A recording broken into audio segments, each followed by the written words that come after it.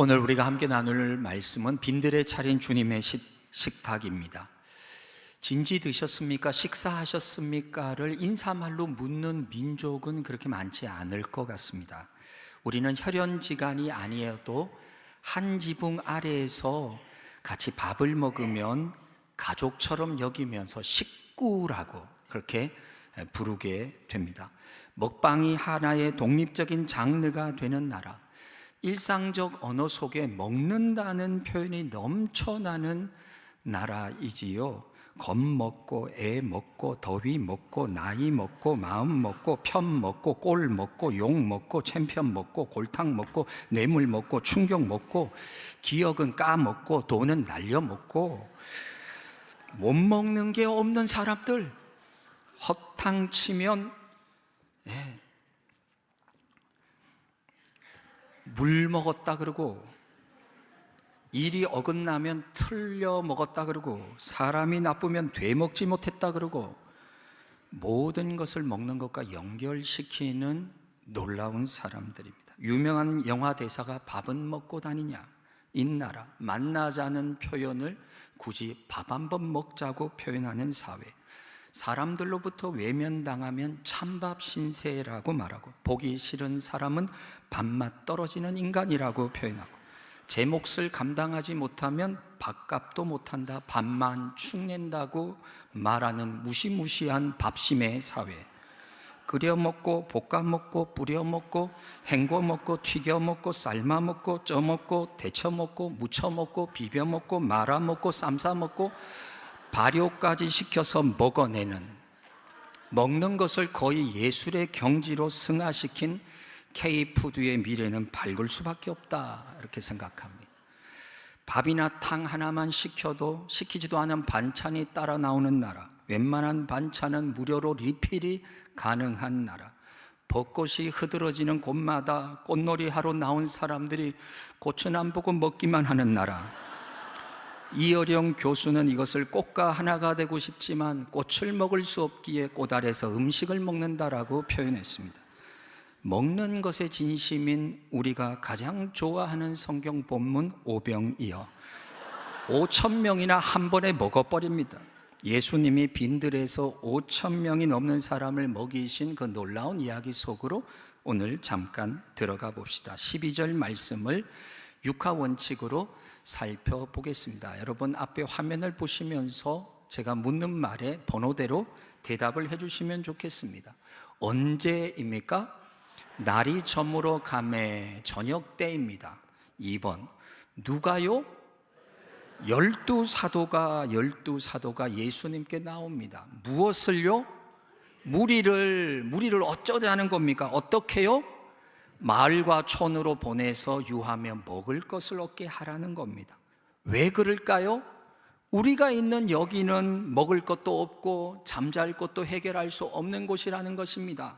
마지막, 여기가 어디라고요? 빈들이라는 거예요. 빈들은 마을도 없어요, 상점도 없어요, 말 그대로 허허벌판.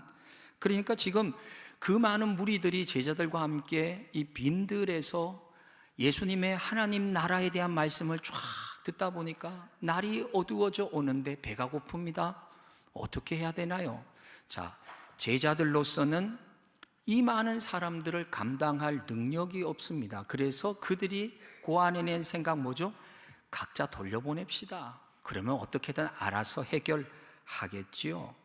여러분, 아마 어떤 이들은 가면서 사 먹겠지만 예수님을 따라온 사람 중에 적지 않은 사람들은 제대로 끼니를 때우지 못한 채 허기진 채 돌아가게 되겠죠. 예수님은 이게 마음에 걸렸습니다. 그래서 제자들에게 뜻밖의 말씀을 하시는데요, 이 말씀 우리가 아주 주의해서 봐야 됩니다. 13절 말씀인데요, 예수께서 이르시되 누가 먹을 것을 주라? 이 너희가 누굽니까? 제자들에게 너희가 먹을 걸 주라는 겁니다. 와, 제자들이 얼마나 당황했을까요? 아니, 황당했을 겁니다. 이 많은 사람들을 우리가 무슨 수로 먹이냐? 아니, 이 생각부터 들었겠죠? 요한복음 6장에 보니까 예수님의 제자들 중에서 아주 계산이 빠른 제자가 빌립인 것 같습니다.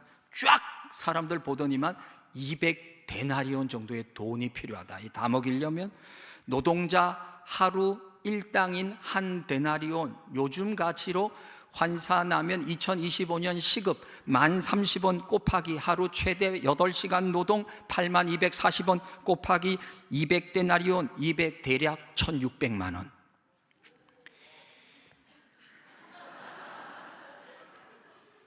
저 이거 한꺼번에 못하고 오래 계산했습니다. 2000년 전이니까 이 정도 물가였지, 한국 물가 지금으로 보면 한 사람 식사 최저 12,000원, 3,000원, 자 5,000명이 넘으면 얼마 될까요? 7천만 원, 1억에 가까운 돈. 남자만 5,000명이니까요.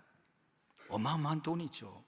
제자들에게 그런 정도의 거액이, 그런 금액의 돈이 없다는 것을 너무나 잘 아는 예수님이 왜 제자들에게 너희가 먹을 것을 주라 이렇게 말씀을 하실까? 이게 이 말씀을 묵상하는 저의 첫 번째 질문이었어요. 저는 이 말씀을 묵상하면서 예수님의 어떤 마음 같은 걸 느꼈습니다. 그게 뭐냐면, 왜 너희는 지쳐있고 말씀을 사모하지만 허기진 채로 돌아가야 하는 이 사람들의 이 삶의 문제를 왜 직시하지 않고 외면하고 회피하고 모른 척하고 있느냐라는 어떤 그런 마음이 느껴졌습니다. 예수님 흩어보내서 그냥 각자 알아서 해결하게 하시지요. 이런 제자들의 말 속에는 이 문제는 그들의 문제지 우리가 해결해 줄 수 있는 그런 문제가 아니라는 마음이 깔려 있습니다. 너희가 먹을 걸 주라. 그냥 사람들 흩어보내면서 쉽게 이 문제 해결하려고 하는 이것에 대해서 너희가 좀 부담감을 가져봐라. 제자들의 태도에서 너희 자신의 문제로 받아들이고 인식하고 종일 먹지도 못한 채로 배고픈 채로 흩어져 돌아갈 사람들의 지친 마음을, 그 쓸쓸한 마음을, 그 외로운 마음을 좀 헤아려 보라. 지금 이 사람들을 너 자신처럼 생각하며 더 적극적으로 책임지는 마음으로 방법이라도 좀 찾아봐라. 그런 조금 예수님의 마음이 담겨 있다고 저는 묵상이 됩니다. 오늘날 교회도 마찬가지입니다. 교회 공동체가 이 시대를 살아가고 있는 사람들의 문제에 책임감을 가져야 한다는 것이죠. 가난한 문제, 심리적 문제, 절망의 문제, 중독의 문제, 가정이 깨어지는 문제, 방황하는 청소년, 청년들의 고민, 노년의 은퇴자들을 위해 교회가 이 문제를 자신의 문제로 받아들이고 적극적으로 이 시대 가운데 응답하기 위해 몸부림치어야 하지 않을까. 어쩌면 너희가 먹을 것을 주라는 이 예수님의 말씀은 오늘 이 시대의 그리스도인과 교회에게 내리고 있는 말씀이 아닐까, 저는 그렇게 들려졌습니다. 산불로 너무나 많은 이들이 희생되었고 집을 잃었고 망연자실하게 어쩔 줄을 몰라 고통 속에 있습니다. 교회는 이 아픔에 응답해야 되겠죠. 제주에서 일어난 일이 아니니까. 그저 의성, 안동, 산천, 울산, 다른 모든 지역에서 일어난 일이니까, 우리와 직접적 관련이 없으니까가 아니라 그것을 놓고 기도하고 도움의 손길을 보내고 적극적으로 참여해야 하는 것. 왜냐하면 성경은 우는 이들과 함께 울고 슬퍼하는 이들과 함께 슬퍼하라고 말씀하십니다. 같은 오병이어 사건을 다루는 마가복음 6장에서는 예수님의 마음을 이렇게 표현하고 있는데, 그럼 앞에 나오는 화면을 보면서 우리 같이 한 목소리로 이 말씀을 읽겠습니다. 예수께서 나오사 큰 무리를 보시고 그 목자 없는 양 같음으로 인하여 어떻게 여기셨다고요? 불쌍히 여기사 이에 여러 가지로 가르치셨다. 이게 불쌍히 여기셨다는 이 말이 헬라어의 원어로 보면 너무나 아주 절절하게, 너무 안타까워하시는, 너무 가슴 아파하시는, 목자 없는 양처럼 막 흩어져서 이 고단한 삶의 문제와 마주하고 있는 그 한 사람 한 사람을 보면서 예수님이 너무너무 안타까워하셔서 그들을 그냥 보낼 수가 없어서 밥 한 끼라도 먹여서 보내고 싶다는 주님의 마음이 거기 담겨 있어서 설교 제목이 빈들에 차린 주님의 식탁입니다. 자, 그냥 쉽게 돌려보내죠. 이렇게 말했던 제자들에게 너희가 먹을 것을 주라. 예수님의 말씀에 이제 발등에 불이 떨어진 제자들은 막 서둘러 방법을 찾기 시작합니다. 이 사람들을 어떻게 먹여야 돼? 그들이 사방팔방으로 수소문해서 마련한 것 겨우 떡 5개와 물고기 2마리. 이게 제자들의 능력의 최대치입니다. 이 많은 사람 앞에서 떡 5개와 물고기 2마리, 너무 어처구니 없는, 전혀 불가능한, 조금도 도움이 되지 않는 너무나 미약하고 작은 음식. 그런데 예수님이 뭐라고 하시냐면 사람들을 50명씩 자리에 앉게 하라는 거예요. 식사할 준비하라는 거예요. 아니 지금 2명, 3명도 나눠 먹기 부족해 보이는 그 작은 음식을 놓고 사람들에게 식사할 준비를 하라고 말씀하시는 이 상황. 이스라엘의 땅에 기근이 오자 엘리야는 하나님의 명령으로 시돈이라고 하는 땅에 올라가서 사르밧이라는 땅에 과부를 찾아갑니다. 엘리야는 그곳에서 나뭇가지를 줍고 있는 한 여인을 만나게 됩니다. 엘리야는 그에게 떡 1 조각을 요청하죠. 그런데 돌아온 여인의 대답은 이것입니다. 지금 우리 집에 양식이 다 떨어졌고 통에는 밀가루 1움큼, 그리고 겨우 그것을 부칠 기름이 바닥에 조금 남아 있는데 이것으로 마지막 떡을 만들어 먹고 이젠 저와 제 아들이 더 이상 양식이 없어서 그냥 죽음을 기다려야 하는 이때에 당신이 와서 우리에게 지금 이것을 달라고 합니까? 그때 엘리야가 여인에게 말합니다. 먼저 나를 위해 떡을 만들고 그 후에 당신과 당신 아들들을 위해 만드십시오. 아마 성경에 나오지 않지만 여인이 이렇게 말하지 않았을까요?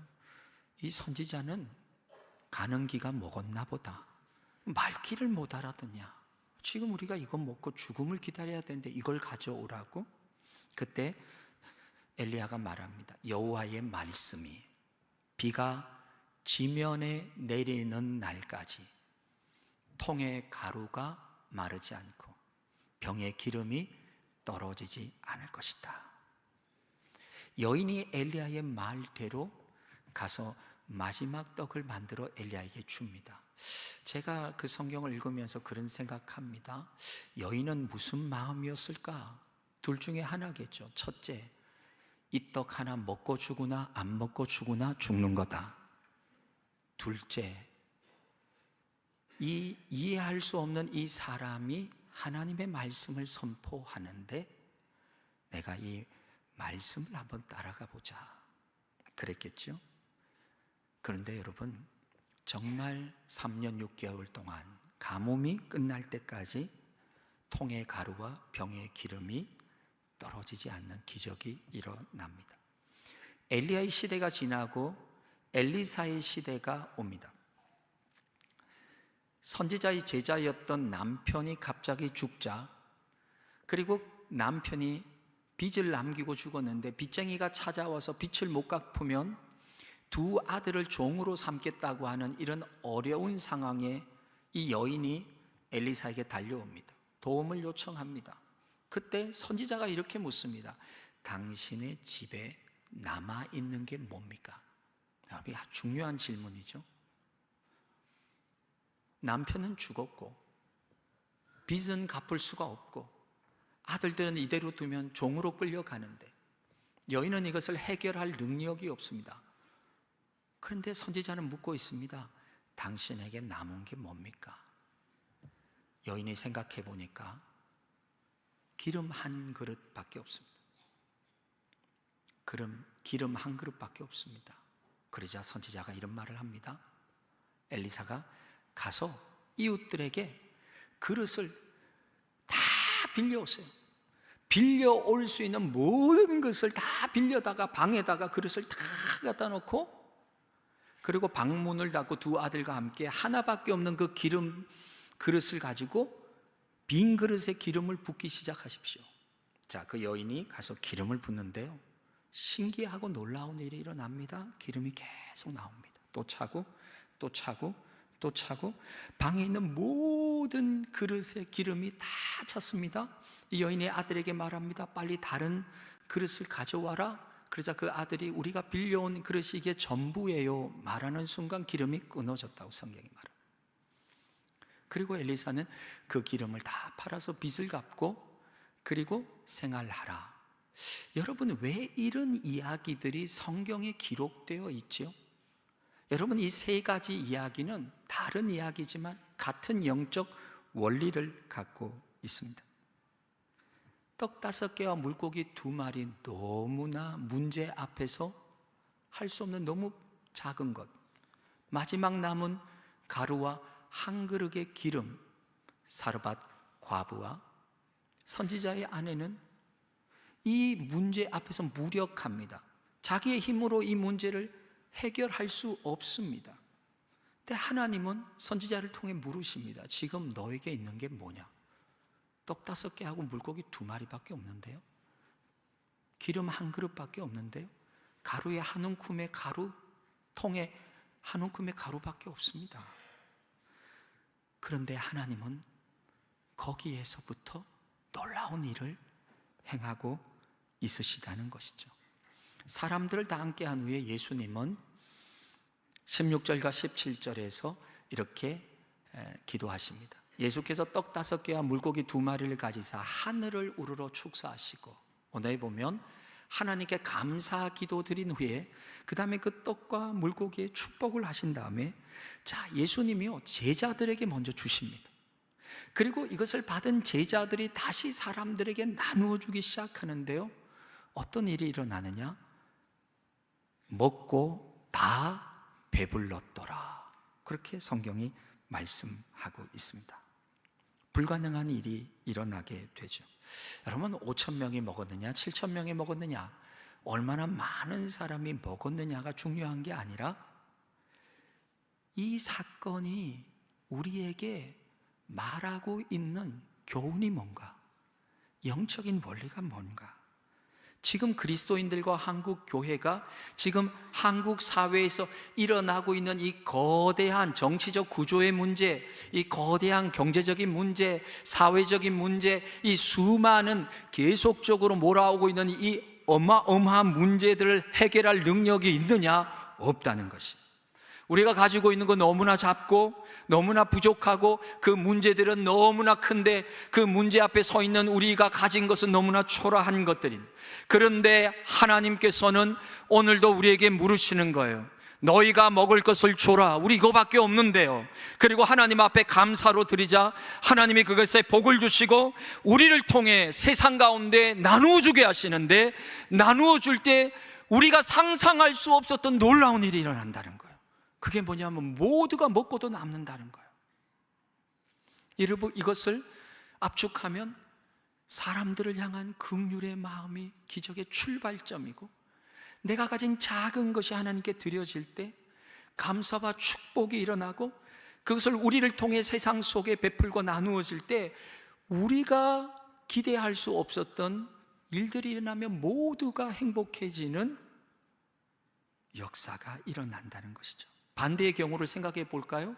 만약에 제자들이 그냥 돌려보냅시다 했으면 어떻게 됐을까요? 제자들은 그들의 아픔에 대해서 책임지지 않고 모른 척했고, 그들은 흩어졌으며 그들은 쓸쓸하고 외롭게 홀로 잠들었고 아무 일도 일어나지 않았을 것입니다. 여러분, 지금도 이 일은 우리의 일상 속에서 일어납니다. 지금 오늘 예배를 드리는 많은 분들 중에 이렇게 말씀하시는 분들이 있을 겁니다. 목사님, 그런데요, 성경에 정말 놀라운 일들이 많이 적혀 있는데 내 삶에는 왜 그런 게 하나도 안 일어날까요? 신화 아닌가요? 그냥 이렇게 구술로 전승되다 보니까 좀 뻥튀기 된 거 아닌가요? 정말 이게 진짜 팩트인가요? 아니, 어떻게 떼다가 떼고 나오는데 이게 어떻게 5,000명이 넘는 사람이 먹나요? 여러분, 저는 여러분에게 담대함으로 선포하고 싶습니다. 지금 우리 곁에 있는 누군가의 아픔과 허기짐과 외로움과 눈물을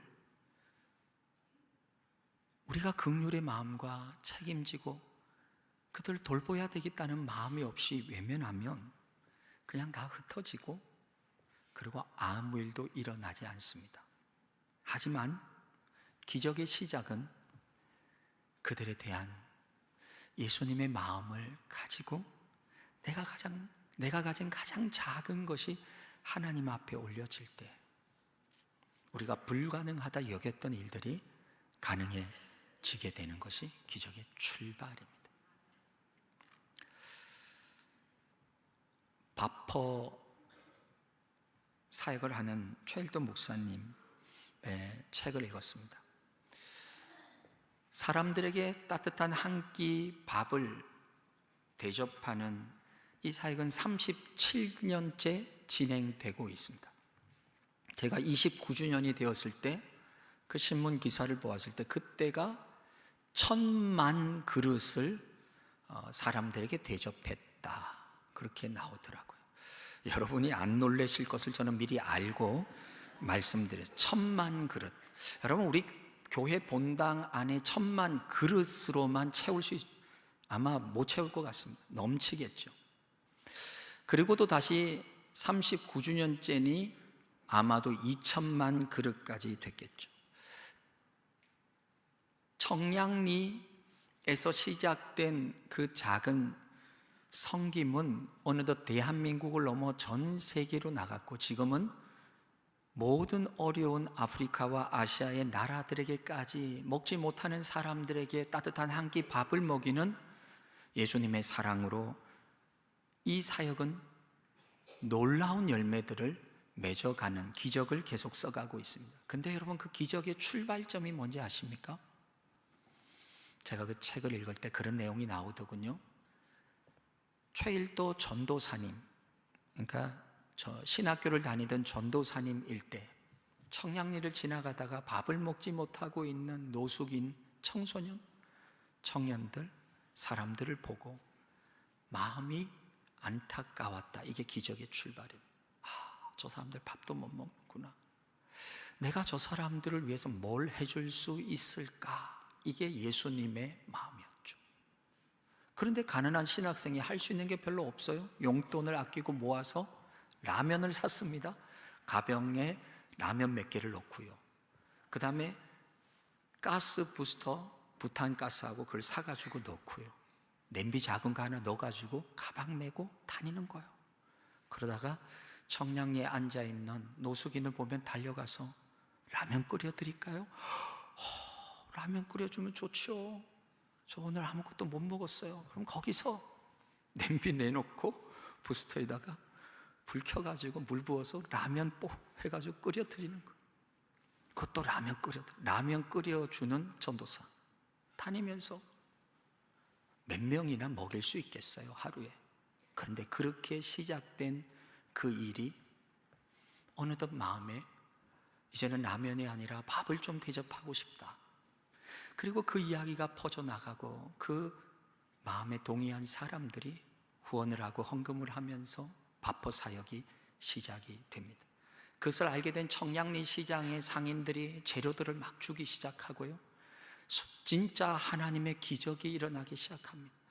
라면 몇 개에서 시작된 그 작은 마음이 37년 동안 전 세계의 수많은 헤아릴 수도 없는 사람을 먹이는 하나님의 기적으로 열매 맺게 되는 그 기적의 출발이 뭐냐? 바로 그 한 영혼을 향한 마음이었다. 여러분, 우리는 자꾸만 이렇게 말합니다. 이게 계산이 돼요? 이 떡 5개하고 물고기 2개로 5,000명 넘는 사람이 이걸 이게 괜히 했다가 안 돼요. 우리는 항상 현실을 말하며 불가능을 이야기합니다. 그러나 하나님은 이렇게 말씀하십니다. 네 손에 있는 게 뭐냐? 그리고 그 마음을 받아주시고 그리고 하나님의 손길이 닿게 되면 우리가 상상할 수 없었던 일들이 일어나게 되는 것이죠. 저는 이 말씀을 나누면서 여러분에게 이렇게 도전하고 싶습니다. 자꾸 성경의 일이 내 삶에 일어나지 않는다고, 성경 말씀을 못 믿겠다고 그렇게 불신의 이야기를 쏟아내지 마시고, 여러분이 예수님의 마음을 가지고 하나님 앞에 서면 여러분이 불가능하다고 여겼던 사복음서 모두에 기록되어 있는 이 사건이 반드시 꼭 여러분의 일상 속에 일어나게 될 것을 저는 확신합니다. 그것이 진실이 아니라면 성경은 거짓입니다. 여러분이 여기에 앉아 있을 필요도 없고, 여러분이 굳이 이런 종교적인 활동을 할 필요도 없는 것이죠. 여러분, 하나님은 우리의 모든 생각을 뛰어넘으시는 분이십니다.